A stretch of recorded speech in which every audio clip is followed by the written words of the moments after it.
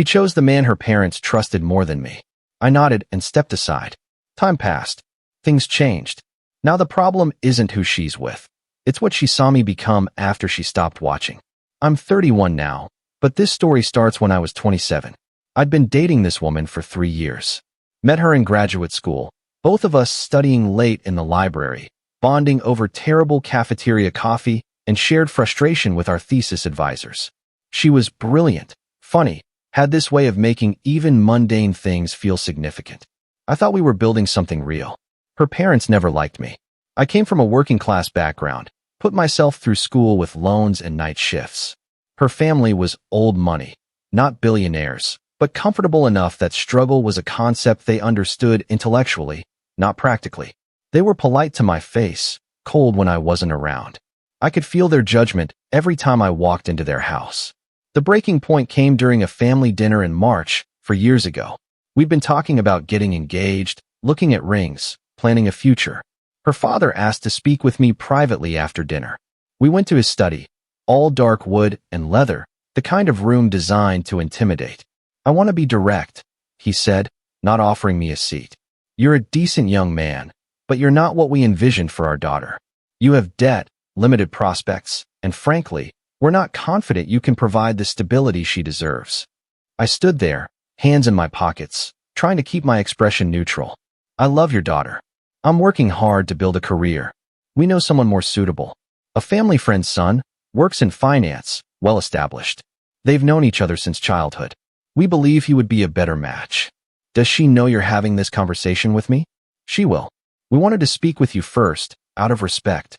Respect. The word tasted bitter. I left that night without saying goodbye to her. She called me an hour later, crying, saying her parents had sat her down right after I left. They'd presented their case. This other guy, his stability, his family connections, how much easier her life would be. Then they'd asked her to make a choice. "What do you want me to say?" I asked, sitting in my tiny apartment, staring at the wall. "I don't know. This is so hard. They're my parents. They've never steered me wrong before. They're asking you to choose between me and their approval. That's not steering, that's manipulation. They just want what's best for me. And I don't." Silence on the other end. Long, heavy silence that told me everything I needed to know. I think maybe I need to give him a chance. My parents trust him. They've known his family forever. Maybe they see something I don't. I closed my eyes. Felt something in my chest crack clean through. Okay, that's it. What do you want me to do? Beg? Fight for you while you're already halfway out the door? You've made your choice.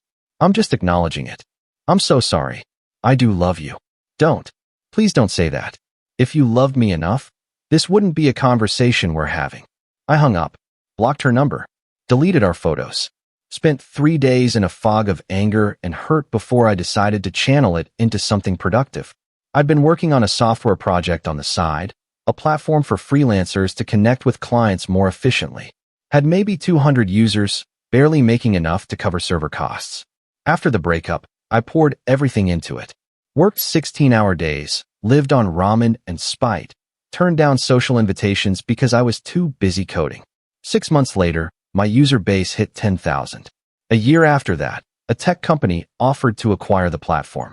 The number they offered was more money than I'd ever imagined having. I took the deal, invested carefully, and started my next project. Update 1. 2 years after the breakup, I was doing well. Not just financially. I'd found a rhythm to life that felt sustainable. I was consulting for startups, investing in early-stage companies, had moved to a better city for opportunities. Started dating someone new, a woman I met at a tech conference who challenged me intellectually and didn't care about my background.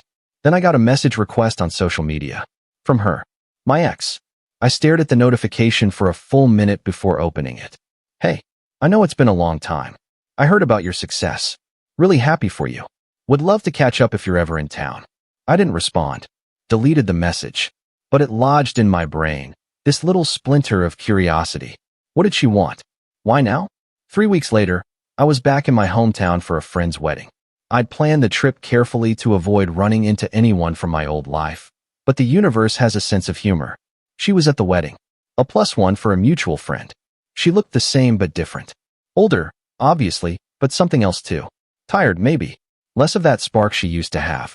She saw me during the cocktail hour, her face cycling through shock, confusion, and something I couldn't quite place. "I didn't know you'd be here," she said, walking over with a champagne flute clutched like a lifeline. "Friend from grad school. You. Same. Small world." We did the awkward small talk dance. Yes, I was doing well. Yes, the weather was nice. Yes, the bride looked beautiful. She kept glancing at me like she wanted to say something more, but the reception started, and we ended up at different tables. During dinner, I noticed her checking her phone constantly. Her date, the guy her parents had picked, I assumed, wasn't with her. When I asked a mutual friend later, she told me they'd gotten engaged 18 months ago, but the engagement had been called off recently. Details were fuzzy, but apparently, it hadn't worked out. After dinner, she found me near the bar. "Can we talk?" Privately. We walked to a quiet corner of the venue's garden. She was nervous, fidgeting with her clutch, not making eye contact. "I owe you an apology," she started. "For how things ended. For choosing my parents' approval over what we had. That was 4 years ago. We've both moved on. Have we? Because I haven't. Not really." She looked up then, eyes wet. "I made a mistake. The biggest mistake of my life. I spent 3 years with someone my parents loved, and I was miserable. He was exactly what they wanted, stable, connected, appropriate. But he wasn't you. He didn't challenge me, or make me laugh, or understand me. Why are you telling me this? Because I saw what you've become. Everyone's talking about your success, your companies, how you've built this incredible life. And I'm proud of you, but I'm realizing what I gave up. Who I gave up." I took a long breath, choosing my words carefully. "You didn't give me up. You chose something else. That's different. And yeah, I've built a good life, but not because I was trying to prove something to you or your parents. I did it for me. Because after you left, I realized I didn't need anyone's approval to be worth something. I know. I see that now. Do you think there's any chance we could try again? Start over?" "No." The word hung in the air between us. She looked like I'd slapped her. "I'm seeing someone," I continued. "Someone who wanted me when I had nothing to offer but potential and student debt. Someone whose family welcomed me because they cared about who I was, not what I had. And honestly, even if I were single, the answer would still be no. You made your choice based on security and approval. I respect that it was hard for you, but I can't forget that when it mattered, you picked their comfort over our future." Update 2. She started crying then. Not dramatically, just quiet tears rolling down her face. "I understand. I'm sorry. I just needed you to know that I regret everything." I nodded. "I hope you find someone who makes you happy. Really. But it's not going to be me." I walked away, back to the reception, found my friends, and tried to enjoy the rest of the night. But she'd stirred something up, reopened old wounds I thought were fully healed. The next morning, I woke up to 17 missed calls and 30-plus messages. All from her. The messages started apologetic, then got increasingly desperate, saying she'd made a terrible mistake not just 4 years ago, but every day since. That she'd broken off her engagement because she couldn't stop comparing him to me. That she'd been following my career, my life, hoping for a chance to reconnect. I blocked her number. Blocked her on every platform I could think of. Told myself that was the end of it. It wasn't. 2 weeks later, she showed up at my office. The receptionist called up, confused, saying someone was there to see me without an appointment. When she said the name, my stomach dropped. I went downstairs. Found her in the lobby, looking even more worn down than at the wedding. "You can't be here. I needed to talk to you. You block me everywhere. And because I don't want to talk. I was clear about that. Please, just 5 minutes. That's all I'm asking." Against my better judgment, I agreed. We went to a coffee shop down the street. She ordered nothing, just sat across from me, hands wrapped around an empty cup. "My parents were wrong," she said. "About you, about him, about everything. They wanted me to marry someone who looked good on paper, but they didn't care if I was happy. And I let them control my life because I was too afraid to disappoint them. I'm sorry you went through that. Genuinely. But this isn't my problem to solve. I'm not asking you to solve it. I'm asking for a second chance. To prove that I've learned, that I've grown. You had your chance. You chose. Those choices have consequences." She reached across the table like she wanted to grab my hand, then thought better of it. "The person you've become, successful, confident, independent. I feel like I could have had that life with you. We could have built it together." And there it was. The real reason she was here. Not because she missed me as a person, but because she missed the life she imagined she could have had. She wasn't in love with me. She was in love with my success, my trajectory, the validation of having chosen correctly. You don't miss me, I said quietly. You miss the idea of what we could have been. But that version of us never existed. The reality is, you broke up with me because I wasn't good enough for your family. Now I'm successful, and suddenly you're interested again. That's not love. That's opportunism. Her face flushed. That's not fair. It's completely fair. If I'd stayed broke, stayed struggling, you wouldn't be here right now. You'd be off trying to fix your broken engagement or finding another guy your parents approve of. But because I built something, suddenly I'm worth a second chance? No thanks. I stood up, dropped a 10 on the table even though we hadn't ordered anything. Don't come to my office again. Don't contact me. Move on with your life. I have. Update 3. She didn't stop. Over the next month, I heard from mutual friends that she was asking about me constantly. Where I lived, if I was serious with my girlfriend, what my plans were. One friend told me she'd posted cryptic things on social media about regret and missed opportunities. Another said she'd been drinking heavily at social events, getting emotional about the one that got away. It was disturbing, not flattering, not satisfying, just sad and uncomfortable. I'd moved on, built a life I was proud of, and she was stuck in this loop of what-ifs, unable to accept that she'd made an irreversible choice. My girlfriend knew about the situation. I'd told her everything after the wedding, and she'd been supportive but practical. She's grieving a fantasy, she'd said. Not you. The actual you moved on years ago. She was right. The version of me that had loved my ex died the night I hung up the phone and decided to focus on myself. I'd mourned that relationship, learned from it, and built something new. I wasn't that person anymore.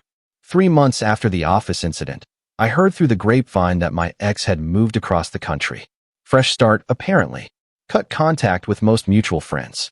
Her parents were reportedly upset about the move, which gave me a dark satisfaction I'm not proud of, but won't deny feeling.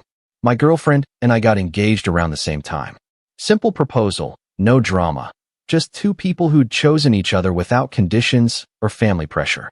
We set a date for the following spring. I thought about sending my ex an announcement, just to close the loop, but decided against it. She didn't deserve space in my happiness. This wasn't about her anymore. Maybe it never really had been. Final update. It's been 6 months since I've heard anything about my ex. My wedding is in 3 weeks. Life is good, better than I imagined it could be during those dark days after the breakup.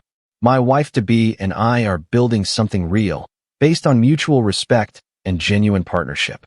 Sometimes I think about that conversation in her father's study. How small I felt, how powerless. And then I think about where I am now, successful not to prove anything to them, but because I refuse to let their judgment define my worth. The revenge, if you can call it that, wasn't planned. I didn't set out to make her regret her choice. I just lived my life, pursued my goals, and became someone I was proud to be. The fact that she sees it as a loss is her burden to carry, not mine. A mutual friend told me recently that my ex is seeing a therapist, working through her issues with her family and her pattern of seeking external validation. I hope that's true.